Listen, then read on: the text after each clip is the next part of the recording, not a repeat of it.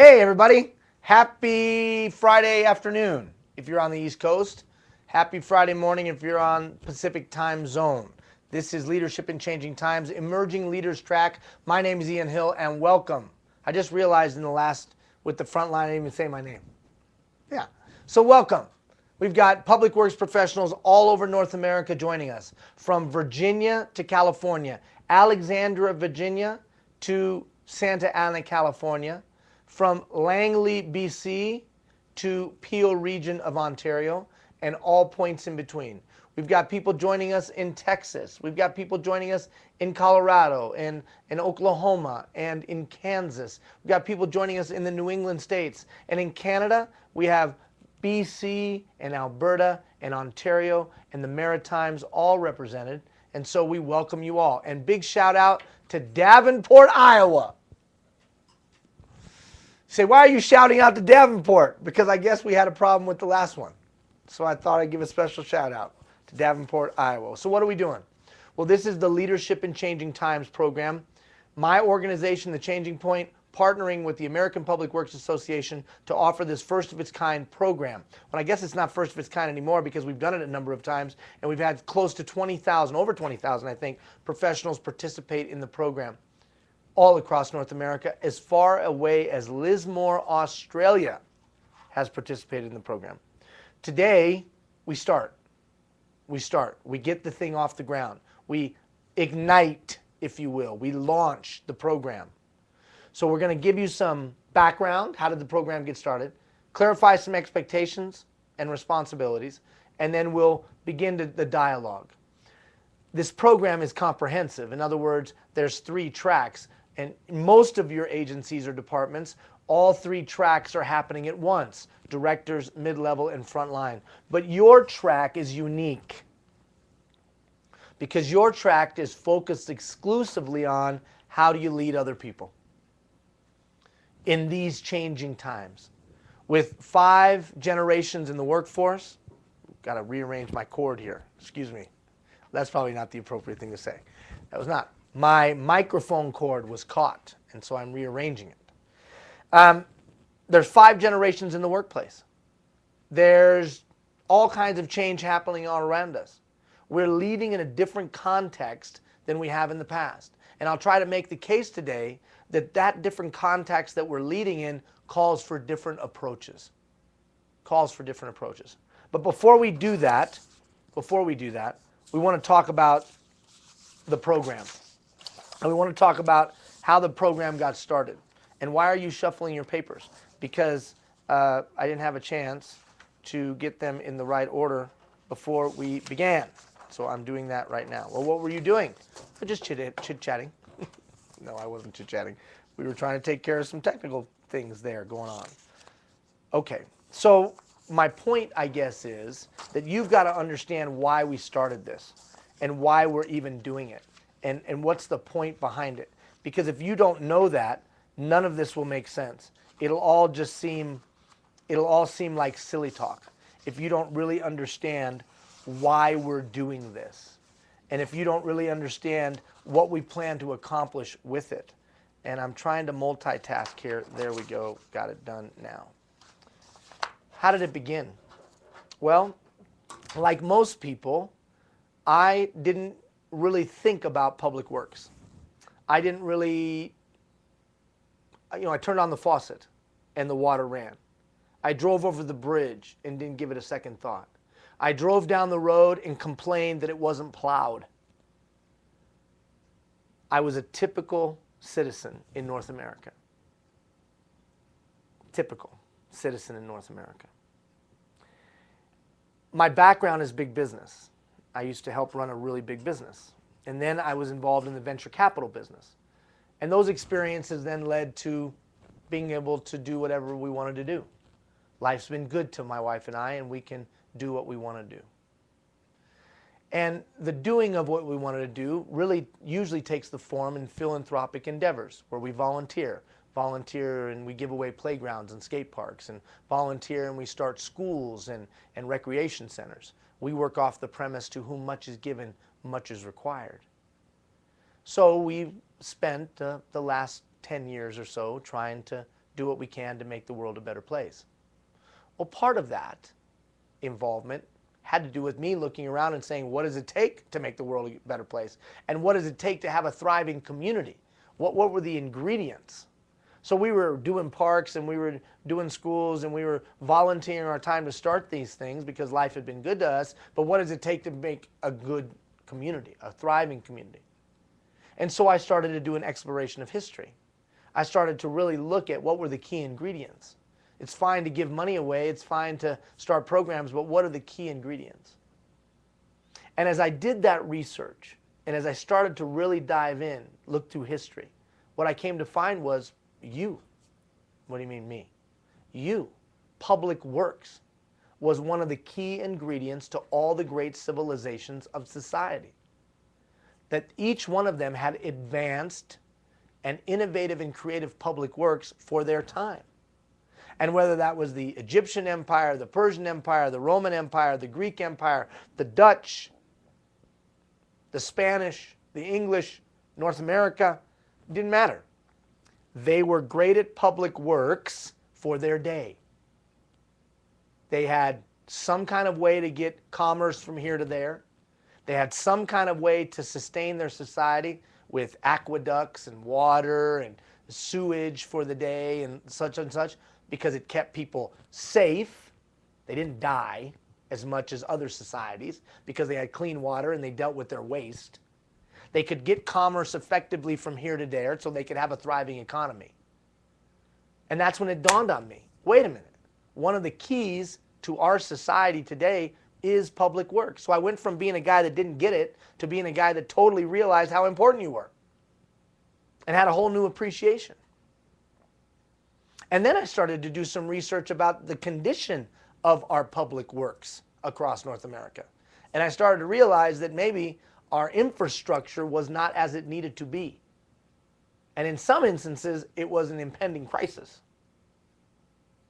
And then I started to continue to find that the professionals within the industry were dedicated and committed people who on a daily basis did all that they could. And that the work that they did touched every citizen from cradle to grave.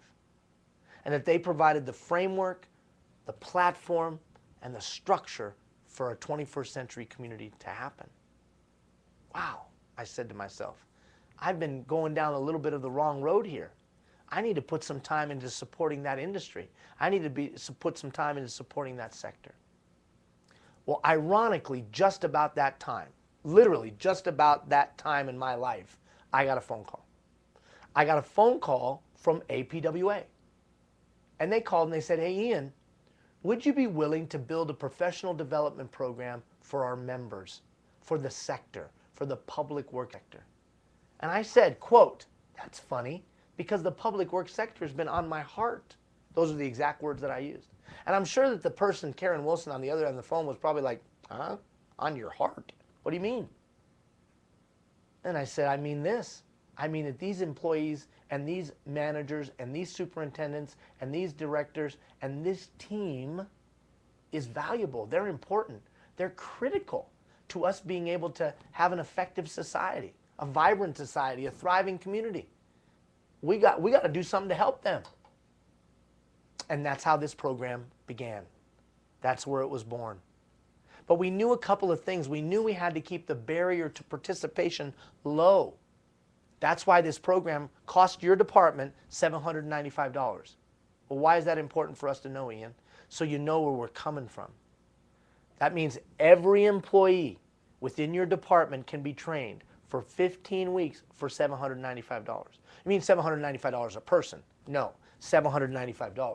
You mean $795 for every username? No, $795. Period.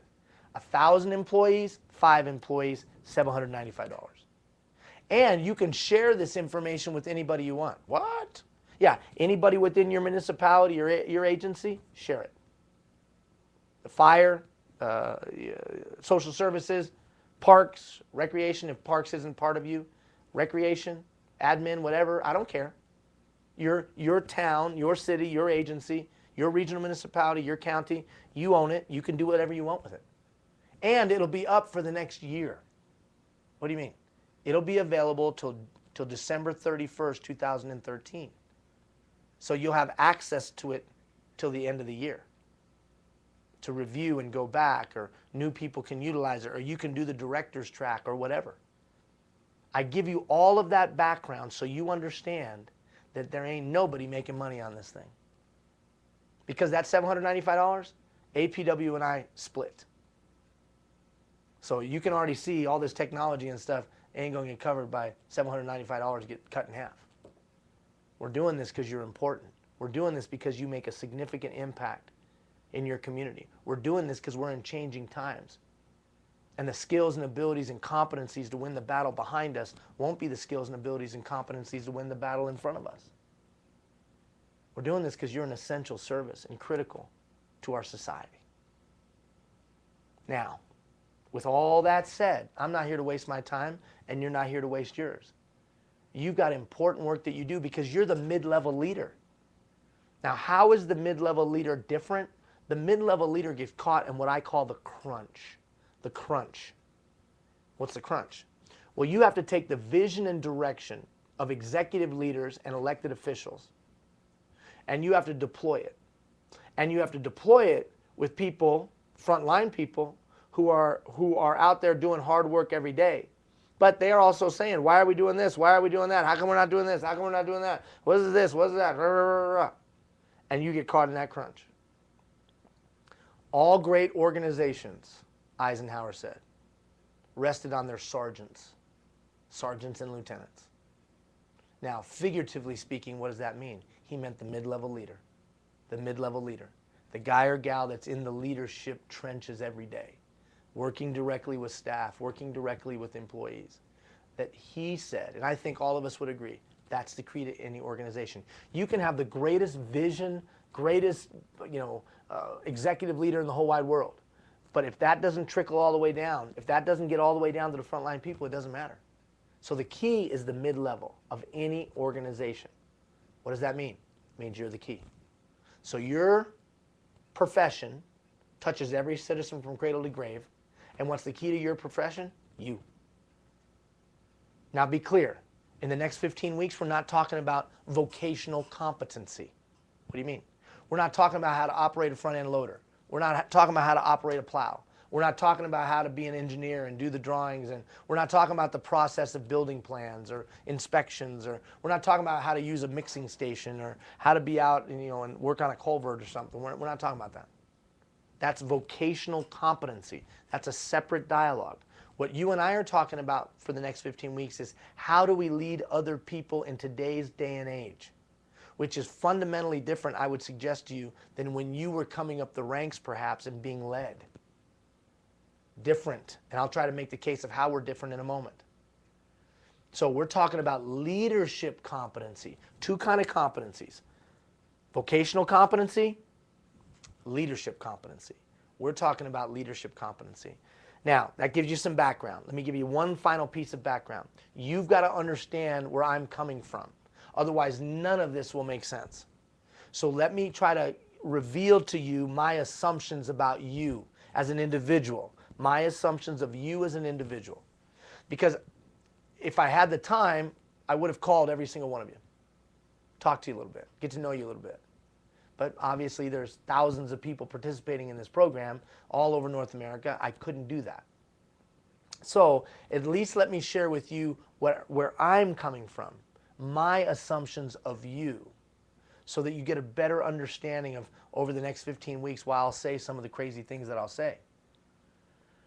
First, I assumed that for 15 weeks I was going to hang out with professionals, that I was going to spend time with professionals, people that cared deeply about what they were doing. Professionals. Individuals who took pride in their work. Individuals that understood the impact of their work and the difference that it could or could not make. People who took their work seriously and their own professional development seriously. Professionals. Now, I don't necessarily mean people with a lot of fancy letters after their name. You and I know a whole bunch of people with fancy letters after their name that are completely unprofessional. Don't look at anybody in the room right now. Don't make eye contact. So we all know that. So education in and of itself is not professionalism, although it can be important. It's what we do with the knowledge that we have that defines a professional. So I'm assuming for the next 15 weeks, I'm hanging out with a group of professionals. I'm assuming that those people that I'm hanging out with for 15 weeks are individuals that want to do something great. Now, before you say, well, that's pretty trite. No, I mean it. I'm assuming that you're the kind of person that wants to do something great in your job, but also something great in your community. Because here's what I know about you. I know that you're also the Little League coach. I know that you teach minor hockey. I know, or coach minor hockey. I know that you lead the Girl Guides. I know that at your place of faith, and whether it gathers on Friday, Saturday, or Sunday, I know at your place of faith you're a leader. Or you're head of your car club, or you're whatever. I know that you don't just lead within the four walls of your department or agency. I know that you're leading outside of the four walls of your department or agency. And I am assuming that you want to do something great there too. Because it's all transferable. We don't just lead in the workplace and then go and not lead in other roles that we play in our lives. Leaders are leaders. And we need them at all levels, in all silos, in all sectors of our community. So I'm assuming that you want to do something great for yourself, for your family, for your neighborhood, for your community, and for the generation to come. I assume that that's the mindset you walk with. I'm not assuming that you're one of those individuals that's just trading time for money. I'm not assuming that you're one of those individuals that looks at their watch and says, well, it's Wednesday, 2 more days to go, because life is just a series of Wednesdays. That's not what I think you are. I think you care deeply and want to do something great. And then finally, my final assumption is I am assuming that you want to take something that we talk about and try it. And try it. My assumption is you're willing to try some things. Because if you always do what you've always done, you'll always get what you always got. Huh? If you always do what you've always done, you'll always get what you've always got. And we're in changing times. So write this in some white space, free of charge. Are the leadership approaches I'm using the ones that times require? Are the leadership approaches I'm using the ones that times require? See, you notice I didn't say good, bad, right, or wrong. Because each different time requires different approaches. I'm not talking about principles and values right now. I'm talking about approach and style. Approach and style. So, are the approaches you're using the ones that times require? So the question is, if the answer comes back no, if the answer to the question comes back no, well then you have to be willing to try something new. You have to be willing to try something new. Look at the big bubble there at the bottom, oval I guess. You don't need to be sick to get better. So let's be clear. I realize that many of you have forgotten more about what you do every day than I'll ever know. But I do know a little bit about leadership. Well, yeah, I Googled you. I saw you. You got a bunch of fancy awards. That is true. But mostly what I know about leadership was because I was a horrible leader. And then I had to work hard to get to be a better leader. Right? Because I was a horrible leader at the beginning when I started this whole thing of trying to lead other people. Horrible. Everybody wanted me fired. So I had to learn. I had to learn the keys to being a better leader. And then I had to put them into play. And then we had success. So, you don't need to be sick to get better. I'm not implying that you need remedial training. I'm just saying things have changed, and if things have changed, probably the approaches we've used probably won't be as effective as they've been in the past. All right, so now you know where we're coming from. Now let's look at the program. Now hopefully you watched the orientation video. Hopefully you took the time and you watched the orientation video. But because I know many of you haven't watched the orientation video, all the water guys right now are like, I can't believe he's drinking out of a water bottle. Sorry, I didn't have my thing, my nice steel container that was sent to me by Encinitas, California. The Public Works Department at Encinitas was like, Ian, we don't want you drinking out of plastic water bottles anymore. Here, drink out of our Encinitas water container thing. I was like, that's cool. Unfortunately, Encinitas is not going through the program anymore, and so I'm not promoting Encinitas. So my hand is empty. I do not have a water bottle to promote with. What are you saying? I'm saying I could be holding your municipality or agency's water bottle. I'm just kidding. Anyways, so we had to create a program that would be commensurate to you. A program. Look, you've read the books, I've read the books. You've listened to the tapes, I've listened to the tapes. You've gone to the workshops, I've gone to the workshops. You've been in the programs, I've been in the programs. And you know what? The majority of them suck. Not because they're not done by good-hearted, well-meaning people. They are done by good-hearted, well-meaning people. And the information contained therein is awesome. There's only one problem. We get done reading the book, we get done listening to the tape, we get done going to the workshop, and we come back to life every day, and guess what? Nothing changes. Why doesn't anything change? Well, there's some scientific fact of why things don't change. One, because 80% of our behavior is unconscious. It's called a habit. And just reading a book or listening to a tape or going to a workshop won't change your habits, including your leadership habits. So I got to first ask myself, are the leadership habits I'm utilizing the ones that times require? And then if the answer comes back, well, not really, then I got to change those habits. But changing habits takes time. Anybody remember how much time? That was Dora the Explorer right there. You wait, let the audience answer. 21 to 28 days, right? So this program had to be built to support you in change.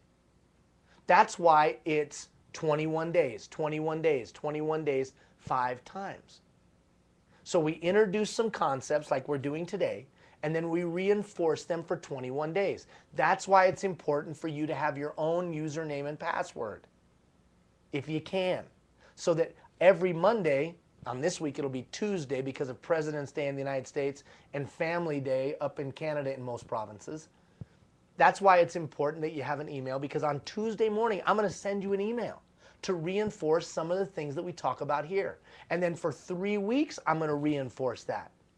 Now, at about halfway through that 3 weeks, we're going to have a coaching session where you're going to get like this and you're going to be able to ask questions. You're going to be able to chat in your question in the chat box. I think Gina's in there right now. You're going to be able to text in your question. You're even going to be able to Twitter in your question, right? You're going to be able to ask questions. And then I'm just here for an hour answering your questions, giving advice, giving my perspective, whatever it might be on whatever you're going through every day. And then we'll do that in 3-week blocks. That gives you a fighting chance to change, because behavioral change takes 21 to 28 days. In addition to that, blended learning. Now, some of you learn through your thinking. Some of you learn through seeing. Some of you learn through talking. Some of you learn through doing. Some of you learn in different ways. So we had to present the information in all those different ways. And we had to take into consideration the busy nature of your work. You're busy, which means you might not be able to join us. Like last week, there was no way in the world Nashua was, hey Nashua, what's up? Because I've hung out with you guys in Nashua and gals, good to see you. So there was no way in the world Nashua was going to be able to join us on Friday morning of last week. They were in their plows ready to roll, and it was all hands on deck for the whole department. One of the biggest storms that they've had in years hit them. So what does that mean? That means that this week they were able to watch it because everything is archived on this learning portal. So every video, every email, every handout, although I guess I understand we can't print the handout out, so I guess that doesn't do any flipping good. Hey, here's the handout, but we can't print it out. Anyways, we'll get that fixed. So all of the information will be on this portal for you to revisit, for you to access from your home, for you to access 24/7 on any platform you want. On your iPad, on your Galaxy smartphone, on your HTC, got to make sure we get all the brands in there so we don't offend anybody. You know, you can access the information on any platform, any place. Even to the extent that fairly soon you'll have the MP3 files of this dialogue on there. So if you wanted to download it, put it on a DVD or a thumb drive or whatever, and listen to it on your commute or listen to it in the gym, you can do that. Blended learning. However you like to learn, we've tried to meet you. And competencies. Proven competencies. Now we won't go through them. I won't go through the competencies right now. But you see them, I think it's on the 4th page or 5th page. That's what we're going to learn. We're going to learn the competencies that the times require. What's a competency? A complex set of skills, attributes, attitudes, and abilities that make up a thing that makes somebody good at a chosen vocation. Be a great hockey player, there's certain competencies. To be a great football player, certain competencies. To run on front-end loader, certain competencies. Well, leadership has certain competencies. And I think, and we think, that there's certain leadership competencies that these times require. But it won't be a conceptual conversation. How do I motivate another employee who's performing poorly? How do I delegate effectively? How do I manage my own time? How do I gather thoughts, ideas, and concerns? How do I do those things? That's what we'll talk about as we go through this dialogue. In each one of those 3-week periods, practical, real information supported through this learning model so that you can take new tools, put them in your toolkit, and then deploy them to be an effective leader today. That's what you can expect from us. Now, what do we expect from you? I expect you to give your best. Give your best. Don't be dinking around. I'm not dinking around. I'm giving of my time. I'm helping pay for all this. So my staff is busting their butt to try to provide you a valuable and meaningful educational experience of which you're paying very, very, very, very, very little. Significantly more we're giving you than what you're paying. So give your best. I expect you to do the assignments. There won't be tons of assignments, but there will be some assignments. And I will follow up with you if you haven't turned them in. I will send you a note and say, hey, where's that assignment? Now, I realize we're all really, really busy, so none of the assignments will be too onerous. I expect you to be coachable. When you send in some of those assignments and I send you feedback back, which I will, don't be offended. I'm just giving you advice as I see it. And you can take in what we do with it, but be coachable. Take something that we talk about and put it into practice and give feedback, honest feedback. Now look, don't be sending feedback on the clothes that I wear. Don't be sending feedback on the way that I look. Don't be sending feedback on my style, because there's already some of you that don't like me. 7 words came out of my mouth and you're like, I don't like this guy. Okay, let's all be a little bit more enlightened than that. Let's elevate the conversation a little bit and look past style to content. Thoughtfully consider the content. Our role is to provide some information laid at your feet. Your role is to pick it up, examine it. If it makes sense, apply it. And then we'll support you in the applying.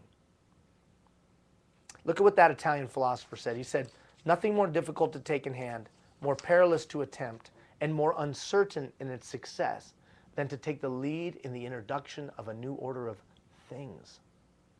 It is really, really hard to introduce a new order of things. If you always do what you've always done, you'll always get what you've always got. If I want tomorrow to be a little bit better than it was yesterday, something's probably going to have to change. Einstein said it probably better. He said that everything within us was only enough to get us where we're at today. If we want to go any further, if we want to be any better, something's going to have to change. Your boss ain't going to change. The commissioner's not going to change. The world ain't going to change. The only thing you can control is you. So if you want tomorrow to be better than yesterday, then something's going to have to change. And that's the funny thing. We're in a changed time, guys, gals. It's different now. Look at what Drucker said. Drucker said that every couple hundred years in Western history, society rearranges itself. And the society the grandparents knew is completely different than the society the grandchildren know. He called it a time of transformation. A time of transformation. I would suggest to you we're in one of those times. Not the content of leadership. The content of leadership hasn't changed. Work hard. Do what you're supposed to do. Treat people with dignity and respect. All that stuff that you know is just true, that hasn't changed. But what has changed is the context that we operate in. So how has life changed? Well, let's write a couple things down. Technology, right? I got mine, right? You got yours, I got mine. We got our little things and we're all doing this. And at minimum, we're doing this, right? Which we weren't doing 25 years ago, unless we had the big thing like this, right? The brick, right? I had a brick. Did you have a brick? I had a brick. So technology, life has become an instant drive-up window. We're in a user-driven society. This is important for you to understand as leaders of other people. We're in a user-driven society. In every instance, almost every instance that your employees interface with, they are given a say. Hell, they can go online and design a car and have it delivered to their house. Ford, Chevy, whatever. They can design a car and have it delivered to their house. How about this? They can get things in instant. Almost every institution that serves them, your employees, gives them a say or the feeling that they have a say. And they get things instantaneously, like the bank. 25 years ago, even 10 years ago, in some, well, I guess 15 years ago, in some places, but it's certainly 25 years ago, Friday afternoons, you'd be scrambling to get to the bank. Scrambling to get to the bank. Because if you didn't get to the bank by a certain time, you weren't getting your money over the weekend. There was nowhere you could get your money over the weekend. I remember when I was just graduating from high school, the first ATMs came out. It was amazing. The first ATMs. Like you could get your money. It's unbelievable. Or how about this? Do you remember a day where our whole family, your whole family, my whole family, organized our whole week?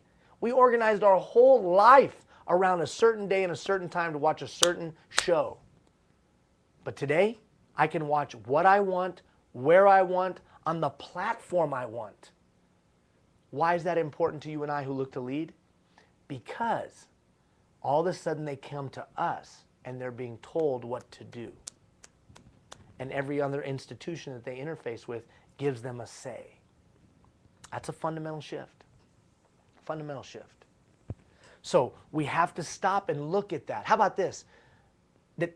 Wouldn't you agree with me that at least in my lifetime, society is less trusting than it's ever been in my lifetime? Less trusting. People don't trust institutions. People don't trust leaders. People don't trust. You don't trust. I'm sure some of you are like, okay, he's going to start selling a book at some point. Hey, you know what, dude? No book. No tape. You can't buy one. You want one? Email me and I'll give you one. You'll give it to me? Yeah. Just go do 10 hours of volunteer time and we'll send you any tape you want. You're serious? Yeah. Just go do 10 hours of volunteer time that you don't normally do and I'll send you it. I don't need your money. I don't want your money. But we're less trusting. Some of you may have been thinking that. Well, he's going to sell something at some point. Because we're less trusting. How else has society changed? Diversity, family unit, institutions that used to build our community, the faith-based organizations, the service clubs and the like, those are fractionalized at best. Now, have I made an exhaustive list of how things have changed? No. But I've tried to give you some anecdotal examples. And probably every one of them, you all went like this. Yeah. Yeah. Because things have changed. So you'd be a fool to think you could use the exact same approaches you've used before today. You got 5 generations in the workplace. In some instances, you got 6. The diversity of background, talents, experience, and interests, let alone culture, religion, mindset, worldview, all of that. And then you add on top of it economic challenges, lack of wage increases, wage freezes, layoffs, people bashing the public sector every day, newspaper, TV, radio, internet. You think you can lead the exact same way you have in the past? You're a fool. You'd be fooled, don't you think, Jeff? I mean, that just wouldn't make any sense. I didn't say principles and values. I didn't say that. Be clear. Approach, style. Now, I've made the case that things have changed. So I would suggest probably have to do an exploration of, are my leadership approaches the ones that times require? Now, for some of you, your leadership approach, leadership competencies, have organically grown up over a period of time. They've organically grown up over a period of time. What do you mean? That your first boss, your worst boss, your coach, your teacher, your dad, your mom, your uncle, all contributed to you becoming the leader you are now. Others of you developed it intentionally. You said, I'm going to be this kind of leader. I'm going to learn these kind of skills. Either way, it doesn't matter. Either way, they've probably been somewhat effective. You wouldn't be in this leadership role that you're in taking this track if they hadn't been somewhat effective. The challenge is that the world went schwang. Look at what Drucker said. The world transformed. So whether your leadership style organically grew up or your leadership style was intentionally developed, you must ask yourself, is this the leadership approach the times require? And if the answer is, I'm not sure, or maybe not, then we got to look at what are the leadership approaches the times require, which we will do in the next 15 weeks. And then we've got to put those new leadership approaches in our toolkit in practical and meaningful daily kind of ways, operationally. Look at what was written here. Are you on the planet to do something? Or are you here just for something to do? Are you on the planet to make something happen? Or just to watch things happen? Are you on the planet to leave a legacy? You see, that's the advantage of a mid-level leader. That's the advantage of somebody like you. You have the opportunity to change somebody's life. You have the opportunity to teach and to grow. You have the opportunity to take experience that you have and pass it on. Ian, you obviously have not been in my workplace. If you were leading the people that I'm leading, you'd be angry and frustrated every day. They are a bunch of yahoos. I don't know what your situation is. I don't know if it's that extreme. I don't know if it's that toxic. I'm just saying that as a mid-level leader, we do have an opportunity. And the opportunity is to help other people reach their full potential as a mid-level leader. Because we supervise people in real and meaningful ways. And we have actual human interaction. So what's going to be your legacy as a leader? Most adults haven't thought seriously about these questions. What will be your legacy? And let's be clear, there's not a single answer to that. It's not a mathematical equation. Studies have shown that leadership often begins with pain and suffering. Look at what this author said. He said that the problem is that the problem is I can have a zeal for leadership, but then I come against reality. And the reality then says to me, what am I willing to sacrifice to be a good leader? I think the times require leaders that are willing to give, not get. I think the times require leaders that will put their followers' agendas ahead of their own. I think the times require leaders that will build consensus and collaborate.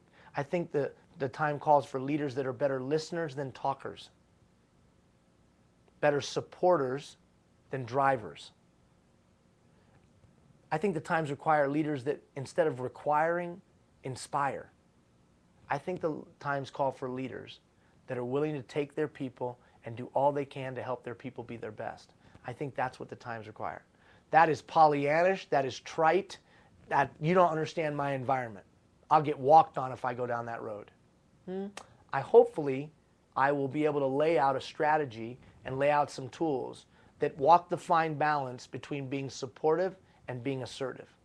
That walk the fine balance between giving direction and taking feedback. That walk the fine balance that is called leadership today in this unique and different environment, especially in the public sector. Well, how do you know it works? Well, because I know thousands upon thousands of professionals that have gone through this, and they write me back and say, I'm better. Or this was practically useful for me. But you'll have to have your own journey and your own experience. The question is, what's going to be your legacy as a leader? All right, let's keep moving. So you saw the competency areas there. Now, this thing called change. Let's talk about it really, really quick. This thing called change. So if we're in changing times, I think the number one tool that you can have in your toolkit, is the capacity and ability to change. If you can't change, you're going to be in trouble. So why are we so reluctant to change? And why do we need to change?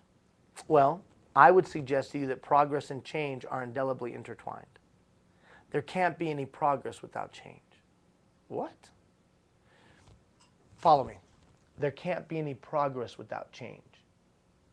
Write on your piece of paper. Write down this. 1 + 2 + 3 + 4. Write that down. 1 plus 2 plus 3 plus 4. And without going to your iPhone or your BlackBerry or your Galaxy Note, whatever, what's that add up to? You're right. Good job, Stillwater. I don't care what them people in Texas say about you. You can count without taking off your shoes. Good job. The fellas in Stillwater, they knew. The answer is 10. That's right. The answer is 10. Now, if I want that number to be different, that answer to be different, what do I have to do? Well, something's going to have to change.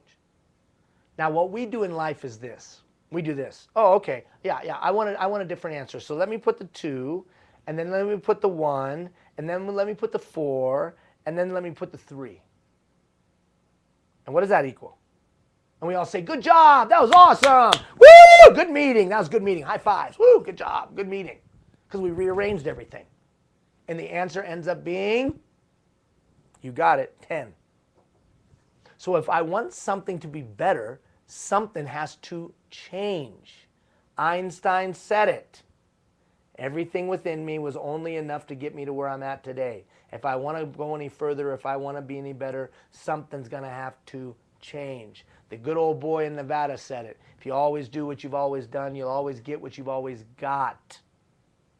And that's why the big box at the top. Progress and change are indelibly intertwined. There can be no progress without change. Why is that relevant to you and relevant to me? There is no safety and security in staying the same. Listen, listen. So many of us have bought into a lie that says we'll work our butts off for the majority of our life, and then we'll come to a place where everything will stay the same. And we'll call that nirvana. We'll call that the ideal. Because I'm going to hit the lottery someday and things will just stay the same. Those guys commit suicide. And they lose all their money. Look at the statistics.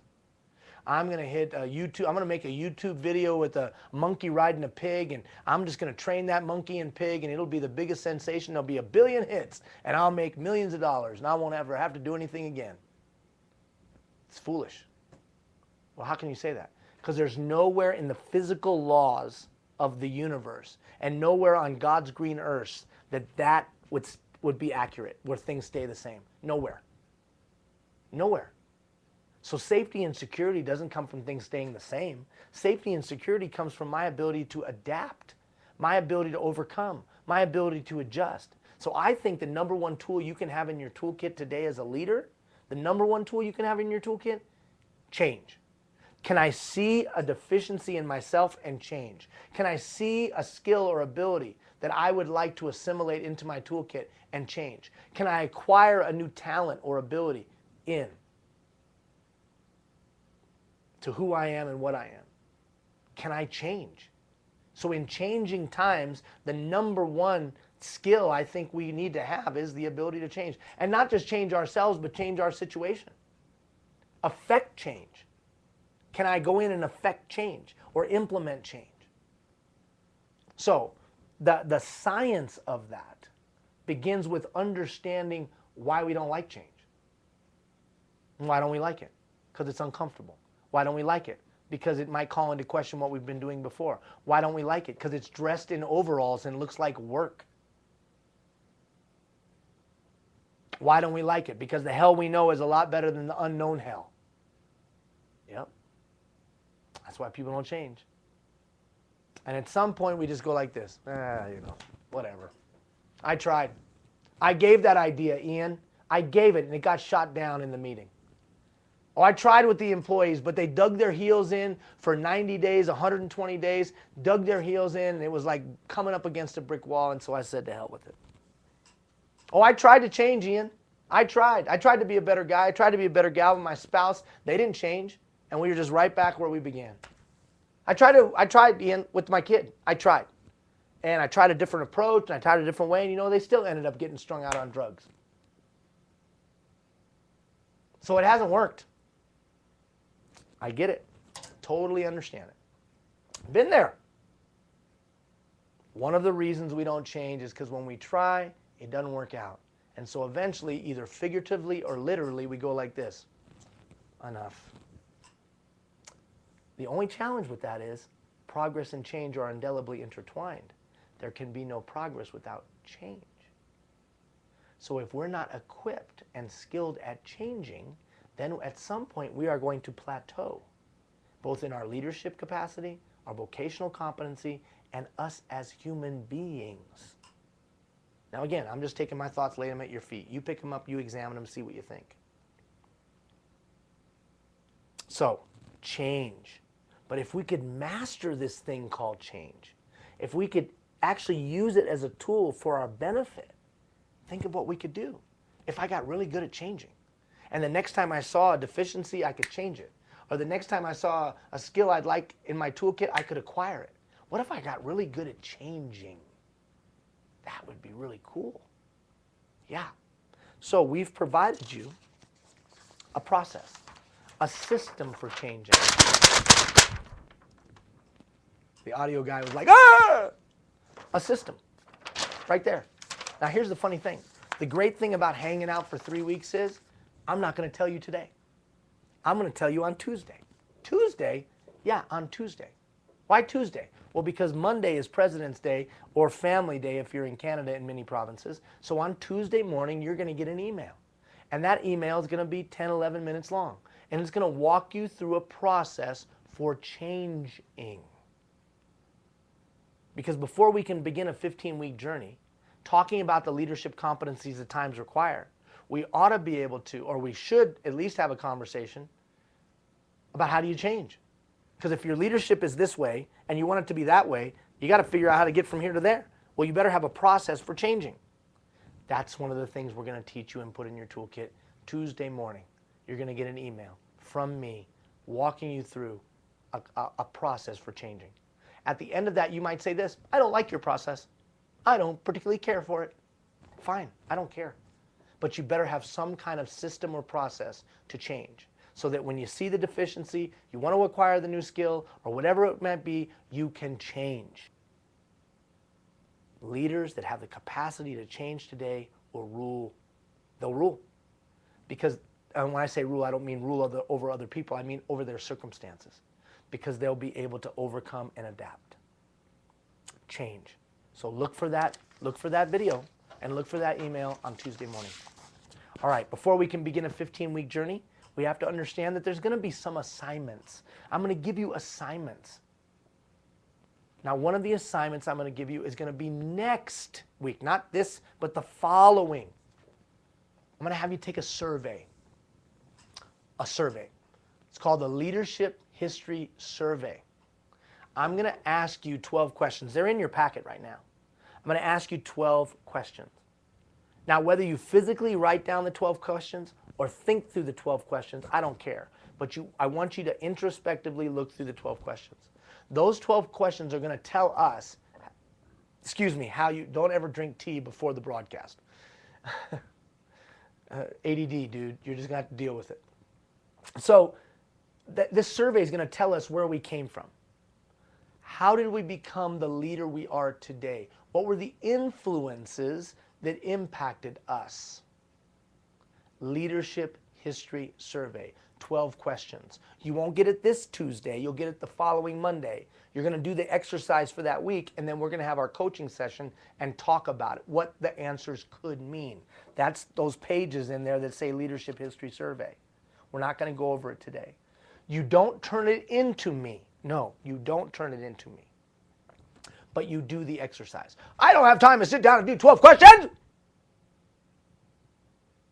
Take 1 or 2 questions a day. It'll take about 15 minutes. 15 minutes a day. That's all I'm really asking.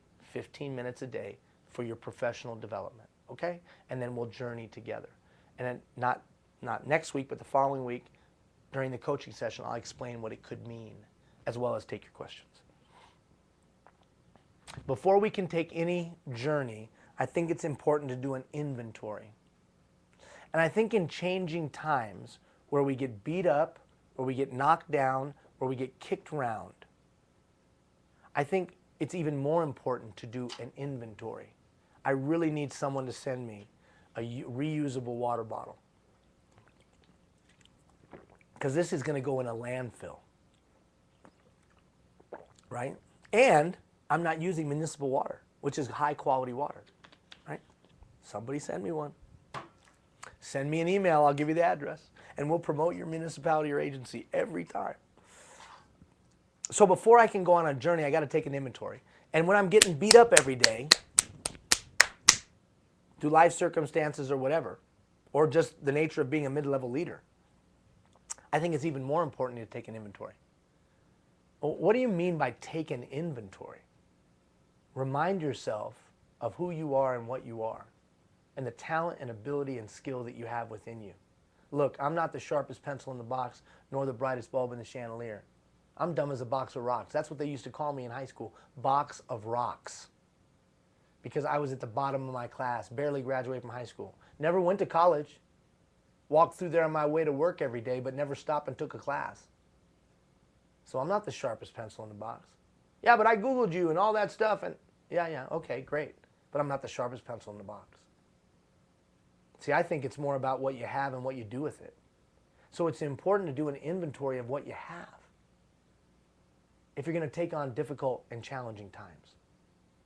So what do we have, you and I? Well, I believe in the human capacity. I believe in the human potential. I believe that you and I come from a species that we do not have wings. We can fly. You and I come from a species that made it to the moon and back. You and I built the pyramids. You and I harnessed electricity. You and I created the technology that allows us to interact like this. You and I have done amazing things as humanity. We've also done some pretty crappy things. But when we're at our best, we can do some pretty amazing things. I believe in the human capacity.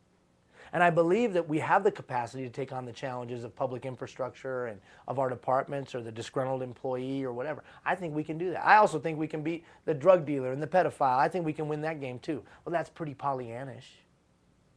Okay, well, you can say what you want. But I'm going to choose to believe that tomorrow can be better than yesterday. And then I'm going to choose to go do something about it.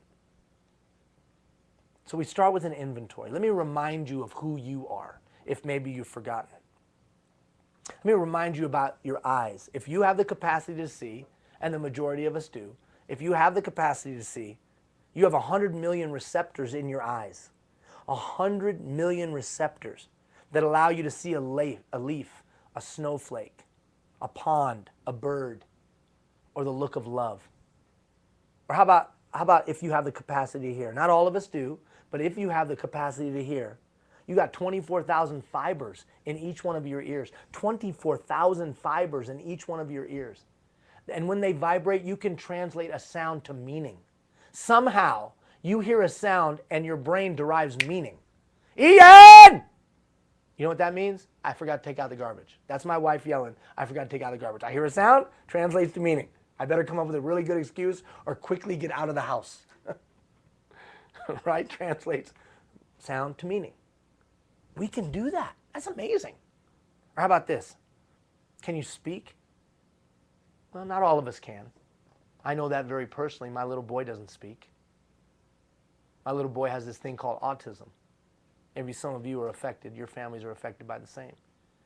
And even though I can talk a dog off a meat truck, a hungry dog off a meat truck, my little boy, he doesn't speak. Not in sentences. But for those of us that do have the capacity to speak, we can do what no other animal on the planet can do. We can lift the despondent. We can goad the quitter. We can empower. We can guide. We can lead. We can say a kind word. We can say, I love you. Do you have the capacity to speak? How about your body? Not all of us have the capacity to move our bodies, but for those of us who do, we're not planted like a tree. We can run and we can jump. Thousands of miles of nerves, hundreds of miles of muscles, bones, couple hundred bones, all moving at our whim. It's amazing machinery. No other machinery on the planet like ours. It's amazing, isn't it? How about our skin? You know, there's no gold in the world that's protected as well as our skin protects us. A little bit of water, a little bit of cleaning, and you know what? It'll last a lifetime. Regenerates itself regularly. Amazing feat, an amazing feat of engineering, if you will, our skin. How about your heart? There is absolutely no machinery on the earth that can function like your heart. We beat the hell out of this thing. We put stuff in our bodies. We do all kinds of stuff to our body, and that thing still pumps 20 million beats a year or whatever it is for a lifetime. Amazing. How about your mind? How about your mind? You know, every thought in your mind captured, every smell, everything you've ever seen, everything you've ever heard, everything you've ever experienced captured. There's no computer in the world that can touch your brain, touch my brain. I am dumb as a box of rocks, and there's no computer in the world that can touch my brain. That's you. Why do I stop the bus and do this inventory? Because I'm some Pollyannish, freak? No, because I know where everything begins. All great things begin with belief. And belief begins with taking an inventory of what you are and who you are and the capacity that you've been given. Too many people, especially leaders, discount their own capacity. I can't do it. It's insurmountable. It can't be done. I could list over and over again. I could line the walls with stuff that people have done that people said couldn't be done. That the improbable and implausible and impossible happens all the time. Happens all the time. So, I don't think it's Pollyannish. I don't think it's Pollyannish at all for me to stop and say that you're a rare and unique creature with incredible talent and ability. Look what Ogmandino said at the bottom. He said, you are one of a kind, rarest of the rare. There's never been anybody like you. There'll never be anybody like you. You are unique. 70 billion people have lived on this planet, and there's nobody like you. There'll never be anybody like you. Never has been anybody like you. And I don't care what your mama said. I don't care what your boss said. I don't care what your spouse said. I don't care what the employees said. I don't even care what the little voice in your head says. You are a rare and unique creature with incredible talent and ability. The question is, are you using it to its maximum? Not just for your own benefit, but for the benefit of your family and the benefit of your employees and the benefit of society. The benefit of society. So, I want you to thoughtfully consider over the next 3 days where you're going, what you're doing as a leader, and what will your legacy be. Now, for some of you, you've put in 25 and 30 years, and you're at the sunset of things, and you're trying to do the best that you can, but I know there's some others of you been around 25 and 30 years, maybe been around 10 and 15 years, that you have quit and stayed, man. You have quit and stayed. And I'm just being real and honest. Over a beer, if we were sitting having a beer, I'd talk to you the same way. You've quit and stayed. You gave up on the thing a long time ago. I can see why you would. You got beat down and knocked around and all kinds of crap happened. You got backstabbed, all that. And so you quit, figuratively, but you stayed. So either way, if you're Pollyannish like me and believe tomorrow can be better than yesterday, or if you've quit and stayed, I don't care. We all got to be better tomorrow than we were so that society can be better. But you don't need to be sick to get better. All right, we got 2 minutes left. So think of that. Inventory. Before we begin the journey, you have the capacity, you have the ability. Now, that leadership history survey we're not doing for a week. Tuesday, change continuum. 12-minute video. Watch it. Take it in. Think about it. A process for change. The following week, leadership history survey. You'll have a week, and then at the end of that week, we'll talk it out. Final thought. This you will turn in, but you don't have to turn in today. But you'll turn it in before this 3 weeks is over. We'll turn this in. Oh, you'll turn this in. And if you don't, I'll track you down. Really? Oh, yeah, I'll call you. I'll email it. I'll track you down. I'm not going to waste my time, and you're not going to waste yours. I call them life's 5 most urgent questions. And for the next 3 weeks, in the back of your head, I want you to think of these questions. I want you to think of them. Life's 5 most urgent questions. Question number 1. What will be my greatest contribution to my family? I got a 22-year-old, I got a 10-year-old, I got an 8-year-old, I got a 6-year-old. The 6-year-old, as I said, has special needs. I got a wonderful wife that should have kicked me to the curb a long time ago, but she has hung in with me. I never understand why, but she has. What will be my greatest contribution to those people? What will it be? Why are they lucky to have me as their dad and their husband? I mean, we got to think about that, don't we? Why are they me as the mom or the wife or the significant other? What will be my greatest contribution to those that I serve? All of us serve somebody. Why are they better off because of you? What will be my greatest contribution to those that I've led? Why are the people who are charged with your care, under your purview, why are they better off to have you as a leader and not somebody else? What will be my greatest contribution to my organization? In this day and age where the "you're lucky to have me" mentality runs rampant, why will your organization be better because you were a part? What did you do? What did you say? What did you leave? What was your impact and mark? And then finally, what will be your greatest contribution to this society? This society. There can be no passengers on a thing called a free society. Everybody's got to grab an oar and row. Well, you're kind of getting preachy, Ian, aren't you? Well, I don't know. I don't know. I'm not happy with the way this thing is going, the direction. And you provide the framework, the structure, and the platform for society to happen. Now, are we going to solve global warming? No. Are we going to take care of the Middle East crisis? No. Are we going to handle the financial challenges? No. What are we going to do? You're going to handle your little corner of the world. I'm going to handle my little corner of the world. And the 30 agencies and couple thousand people who are participating, we're all going to go handle our little corners of the world. And the cumulative effect of that is a better world. Now, if you don't have the capacity to see that, understand that, I'm sorry. If you've become so jaded and crusty that that doesn't make any sense anymore, I'm sorry. But I know it's a reality and can work. But it starts with you asking yourself these questions. Life's 5 most urgent questions. Okay, so we've started. We've tried to overcome inertia, and over the next 3 weeks, we will ignite the process by looking introspectively. Change Continuum on Tuesday, Leadership History Survey, and then the following week I'll have another interesting exercise for you to do, okay? Thank you for all that you do. You're important and valuable, not only because you're in the public works profession, but because you're a mid-level leader. In both instances, you're critical to your community, and I thank you for it. Talk to you on Tuesday, or talk at you on Tuesday. See you later, everybody.